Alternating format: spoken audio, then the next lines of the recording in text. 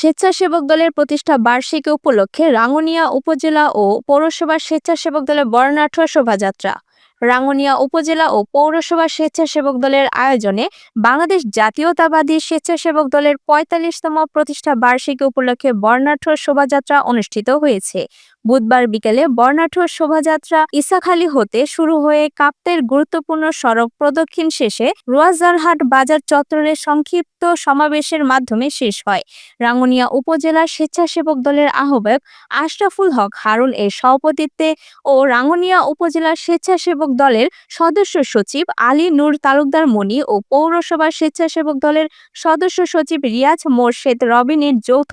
সঞ্চালনায় অতিথির বক্তব্য রাখেন চট্টগ্রাম উত্তর জেলা স্বেচ্ছাসেবক দলের যুগ্ম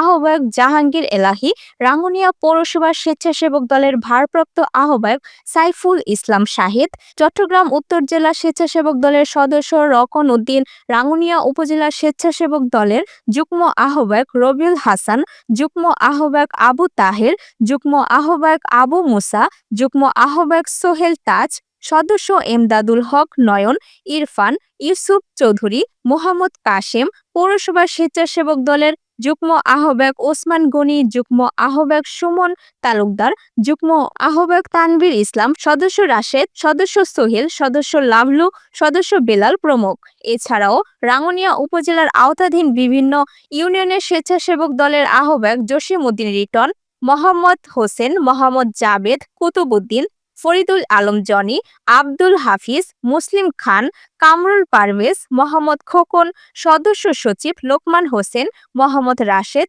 জিয়াউর হোসেন মিনার, মোহাম্মদ নাজের, মোহাম্মদ সিরাজ, মোহাম্মদ ইরফান, মোহাম্মদ ইব্রাহিম, মোহাম্মদ সেলিম, মোহাম্মদ এনাম সহ উপজেলা, পৌরসভা ও ইউনিয়ন স্বেচ্ছাসেবক দলের নেতাকর্মী উপস্থিত ছিলেন।